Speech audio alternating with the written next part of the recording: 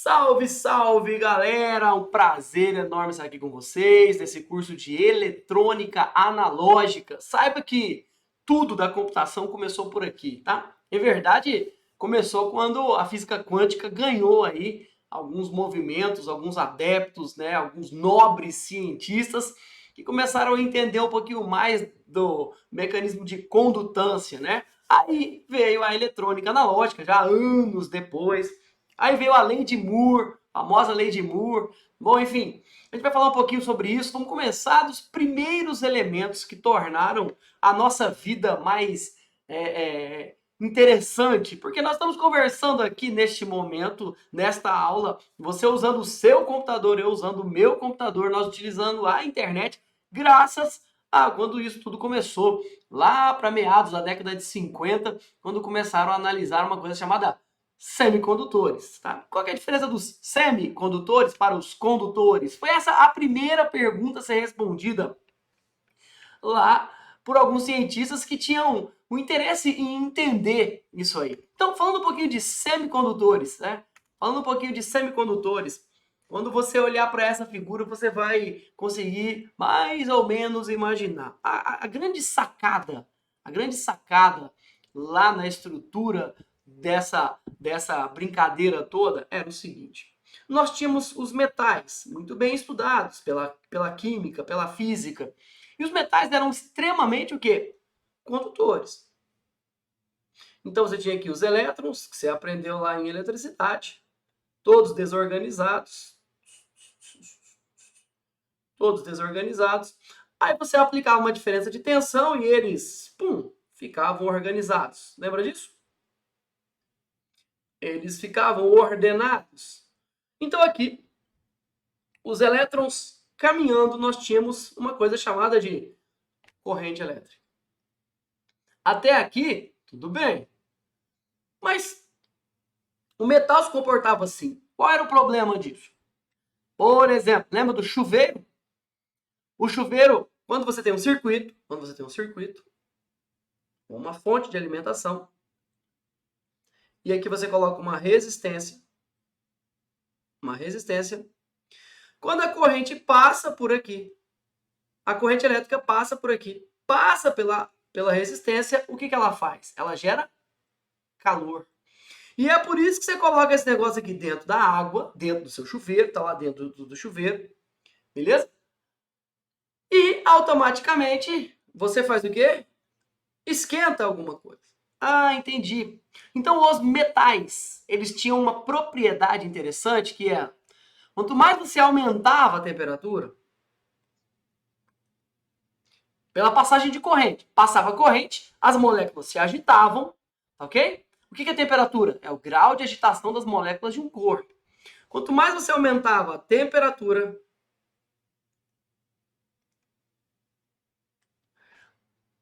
mais você o quê? Perdia condutibilidade elétrica. A condução de corrente, ela era inverso. Posso falar inversamente proporcional, não é tão verdade porque não é linear, mas tudo bem. Ela era inversa à temperatura. Foi aí que entra, tá bom? Os semicondutores. Por quê? Porque os semicondutores não tinham essa propriedade. Olha que interessante. Semicondutores como silício, as cerâmicas, né, o germano, e assim vai, eles não mantinham essa propriedade. Ou seja, a temperatura aumentava, você aumentava a quantidade de corrente e ele não perdia condutibilidade elétrica. Olha que doido. Foi assim que nasceu os semicondutores para a criação dos dispositivos eletrônicos. Por quê? Porque até então, né, até no universo Segunda Guerra Mundial, aí nós tínhamos o mundo das válvulas. Eram elementos gigantes que faziam processamentos binários, mas o computador ocupava 140 metros quadrados. Para reduzir isso, para transformar essa transmissão de dados, de pequenos bits, de sinais elétricos, 0, 1, tudo bem? Em algo palpável, precisava de um elemento. E aí a física e a química nos deu, para a gente da engenharia, da eletrônica, os semicondutores. Pensando em um semicondutor, o primeiro da eletrônica aí que fez um sucesso lascado, diodo.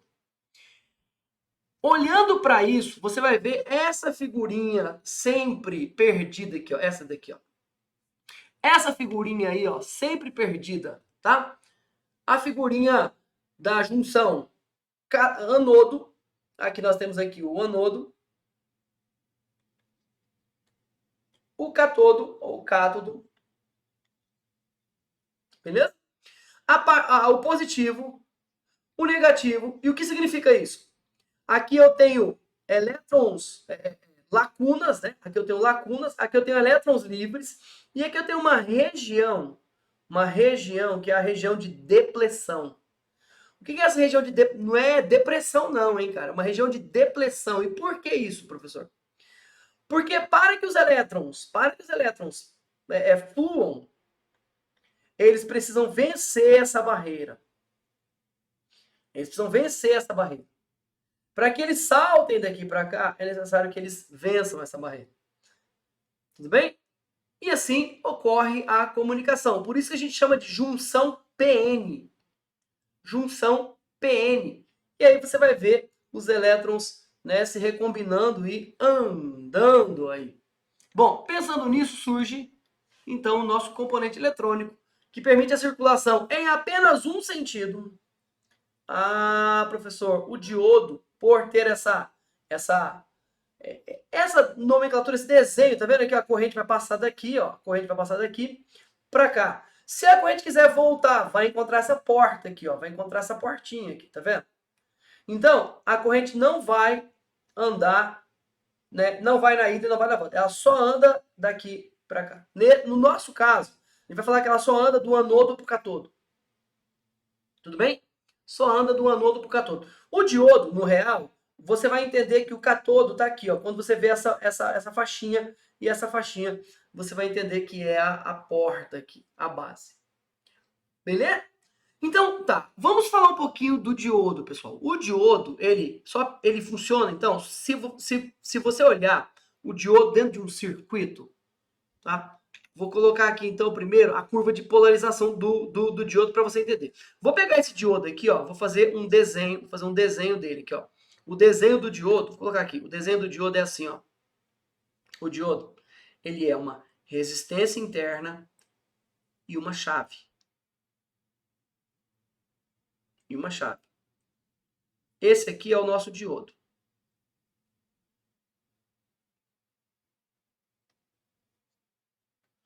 Tudo bem? Então aqui eu tenho uma resistência interna, aqui eu tenho uma chave. Bom, se a corrente está passando por aqui, se a corrente entra por aqui, automaticamente essa chave fecha. E aí a corrente passa, flui. Se a corrente vem por aqui, essa chave está aberta. Então a corrente não entra, ela não passa. Ótimo. Mas presta atenção numa coisa, neste elemento aqui, ó, que você aprendeu em eletricidade, um resistor. Vou pegar aqui o circuito que contém o diodo para você entender esse gráfico aqui, ó. Vou pegar o circuito que contém o diodo, tá aqui. Tá vendo essa fonte? Essa fonte ela tem uma tensão em volts. Aqui eu tenho um diodo. O diodo não tem aqui dentro um resistor e a chave? Ótimo. Se a corrente que você gerou aqui, ela se perdeu, ou seja, se a tensão gerada, gerar uma corrente tal que a queda de tensão nesse resistor for total, não vai ter corrente para cá. Ah, professor, entendi. Então, não é qualquer corrente que eu coloco no diodo, mesmo no sentido de passagem, que faz o diodo conduzir, é verdade. Porque ele não tem uma resistência ali, presta atenção. Se a corrente for muito baixinha, aquela resistência não vai deixar a corrente passar. Lembra? Lá da aula de eletricidade, resistência significa que ele vai resistir à corrente. Se a resistência é maior que a corrente que vai passar ali, a corrente não passa. Ah, entendi. Vamos ver? Olha só que legal. Essa queda de tensão aqui, ela é 0,7 volts. Padrão, tá? Isso aí é um padrão. Não é todo diodo que tem isso. Diodos que funcionam como chave possuem outras resistências internas. O normal é 0,7 volts. Ou seja, se você gerar aqui, ó, 5 volts, presta atenção, 5 volts, você vai ter aqui 0,7 de queda aqui, e só vai sobrar aqui 4,3. Por quê? Porque 0,7 você perdeu aqui. Chama queda de tensão isso aqui. Queda de tensão. Qual foi a perda? Qual foi a queda aqui? Então tem uma queda aqui e uma queda aqui. Na lei de Kirchhoff, a soma das tensões, a soma dessas tensões, dessa daqui mais essa daqui, tem que dar a fonte. Se tivesse outro resistor aqui, eu ia ter outra queda aqui. Então a soma dessa tensão V3 com a tensão V1 com a tensão V2 aqui tem que dar essas 5 volts. Bom, como aqui eu só tenho esse resistor, essa carga, né? Como é que eu só tenho essa carga e esse diodo? Então, se eu gerei 5 volts aqui, eu perdi 0,7 aqui, sobrou 4,3. Fácil de calcular, hein? Fácil de calcular. Por quê? Porque, por padrão, um diodo ideal, a corrente que vai passar aqui, ela tem que superar essa queda de 0,7. Tem que superar essa resistência interna do diodo. Tudo bem? Ótimo. Uma vez que você gerou uma tensão que ultrapassou isso aqui, a corrente flui. A corrente passa, circula aqui no nosso circuitinho, ok? Então a corrente vai dar a volta aí tranquilo. Ótimo. Uma vez que você entendeu isso, ou seja, uma vez que você entendeu que existe aqui, ó, uma proposta, que eu tenho que ultrapassar essa barreira, vamos voltar nessa curva de polarização do diodo. Polarização direta, ou seja, o diodo, a corrente está passando no sentido normal do diodo, está entrando aqui e vai passar por aqui. O que significa esse V0, então? Esse V0 é a resistência interna do diodo.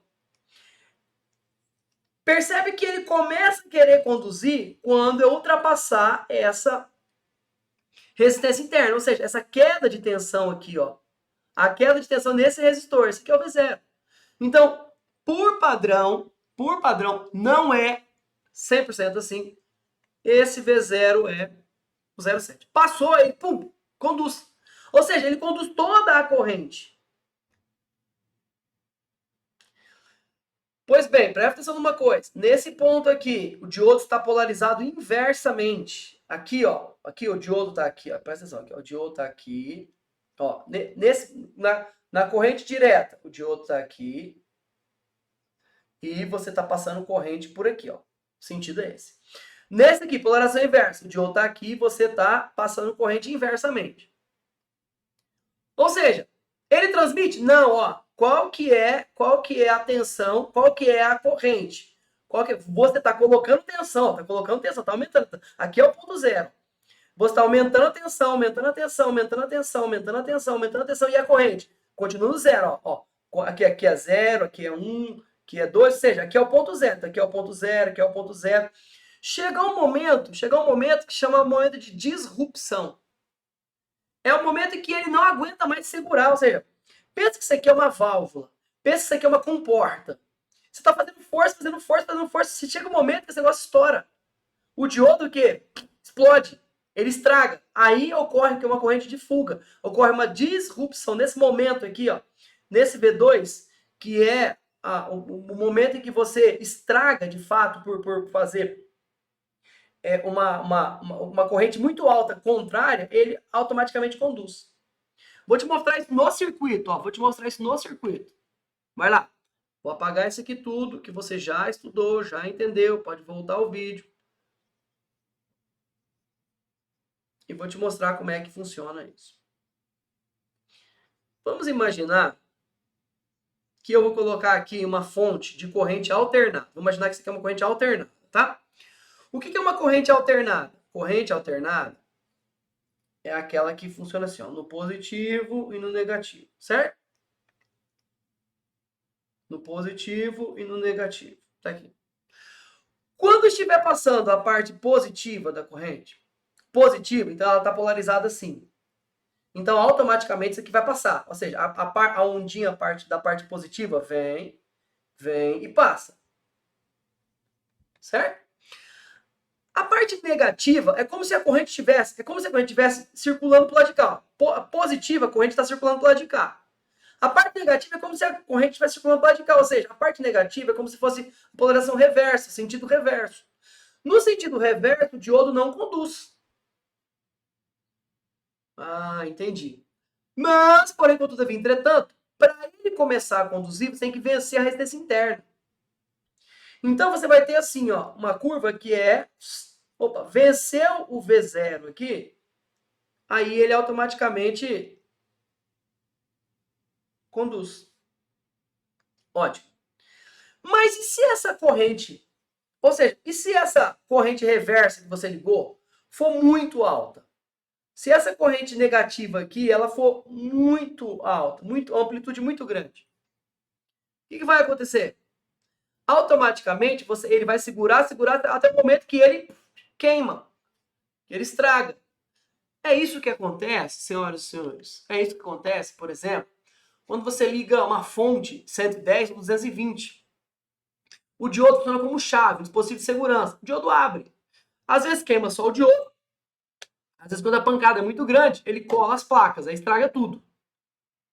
Mas o normal é você na eletrônica imaginar vários circuitos eletrônicos protegidos por diodo. Você pegar uma fonte de computador, uma fonte chaveada, uma fonte bonitinha, você vai ver lá uns 15 diodos. Porque para cada seção, para cada momento, ou seja, se você vai controlar em 5, se você vai controlar em 12, tá certo? Se você vai controlar em 3, você vai ter que ter vários diodos aí. Uns retificando e outros permitindo a condução. Até aqui, tudo bem? Conseguiu entender, então, esse gráfico? Ó? Aqui é a região direta, ou seja, a corrente está passando. Aqui, nesse momento, é a corrente reversa, ou seja, você está segurando, não deixa passar. E aqui, quando você coloca uma corrente reversa muito grande, é como se fosse uma comporta, né? Mas a água está tão forte que ela não consegue segurar, ela rompe. Pum. Aí você rompeu o circuito, ou seja, deixou voltar a corrente onde não deveria. Bom, vamos ver então os tipos de diodo. Gente, deve ter uns 30 tipos de diodo. Aliás, tarefa para você, né? Eu coloquei aqui 4 tipos de diodo. Quero que você indique pelo menos mais 2 aí. Pense em mais 2 diodos. Tá, vamos lá. O diodo comum, que tem essa representação, ou seja, corrente de polarização assim. O diodo LED, como assim diodo LED, professor? É o LED, emissor, o diodo emissor de luz. Se você está olhando para a tela do computador, você deve estar olhando para centenas de milhares de diodos. Você está olhando para a tela do seu celular, você está olhando para centenas de milhares de diodos. Né? O diodo emissor de luz, LED. Ou seja, a corrente passa aqui, a luz, ele acende a luz. Se a corrente vier de forma reversa, a luz não acende. Pessoal, quando você pegar o seu multímetro, pega um LEDzinho lá no laboratório.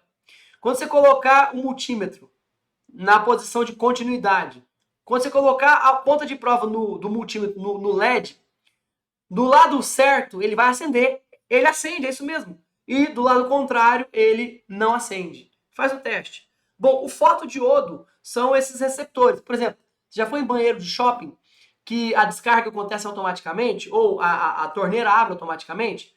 Então fotodiodo, um fotossensor. Ou é esse negócio que tem na sua casa, o alarme.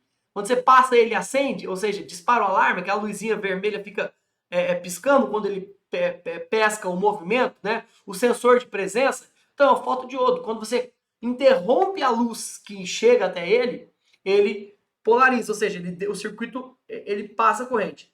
Enquanto tem luz chegando nele, o circuito está aberto. Certo? E o diodo Zener, que funciona aí como controlador. Né? Você quer, por exemplo, você tem aqui um circuito, você tem aqui uma carga. Você tem aqui uma carga nesse circuito. E aqui você tem uma fonte de alimentação. Vamos imaginar que essa carga suporta até... Vou colocar uma corrente... Vou falar em tensão para você entender. Beleza? Vou falar em tensão para você entender. É sempre corrente que anda, tá? Mas vamos imaginar que ele suporta só até 127 volts de tensão. Na verdade é corrente. Então, se ocorrer o risco de você colocar isso numa fonte 220, eu preciso fazer com que esse circuito jogue corrente para outro lugar. Então, eu vou colocar um Zener.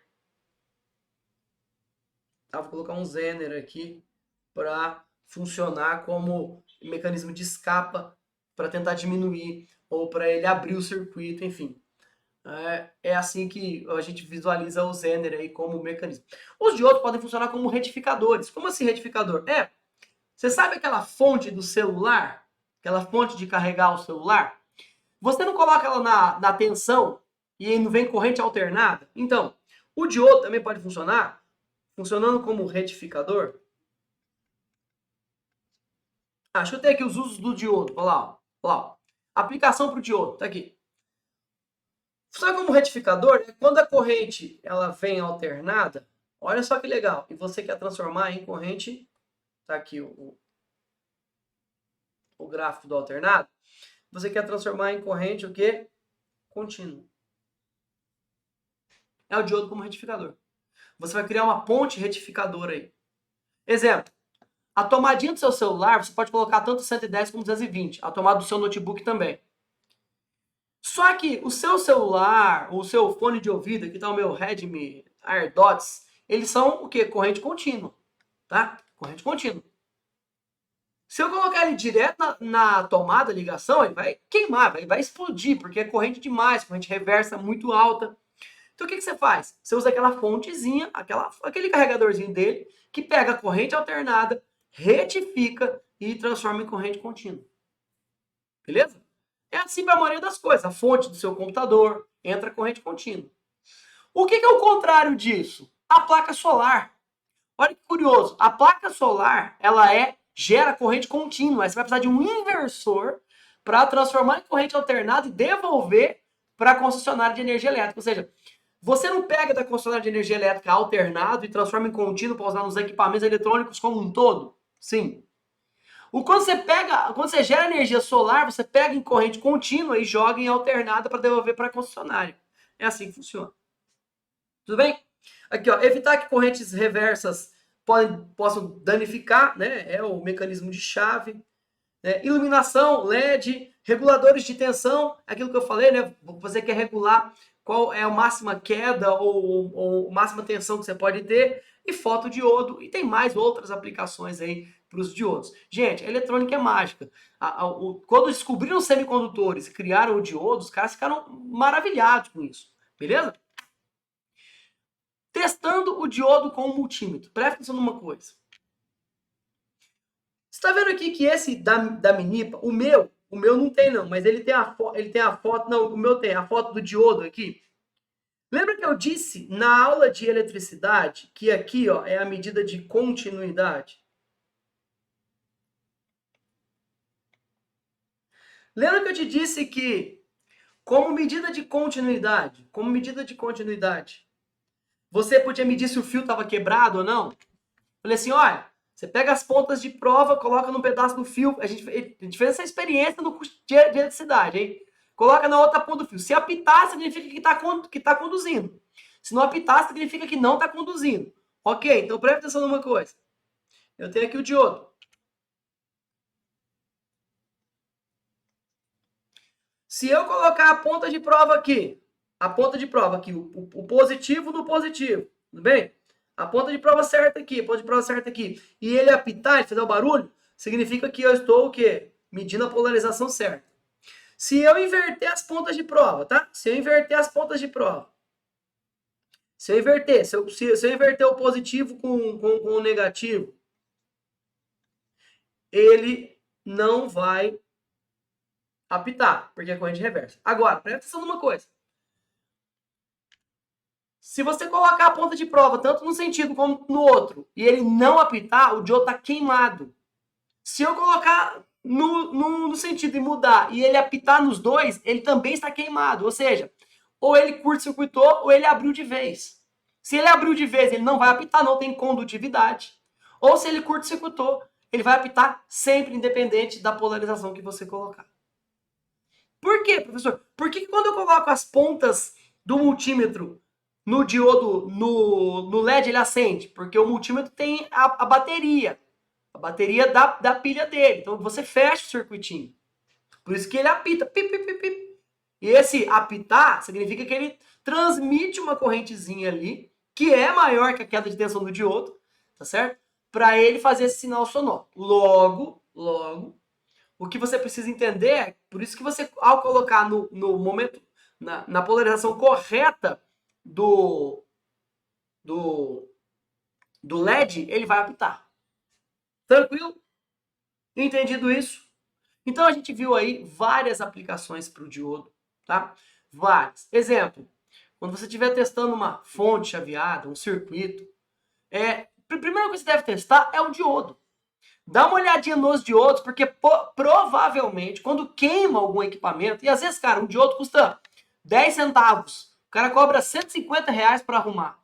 Às vezes queimou um capacitor, às vezes queimou um circuito, um transistor, aí a gente vai olhar isso em outro curso.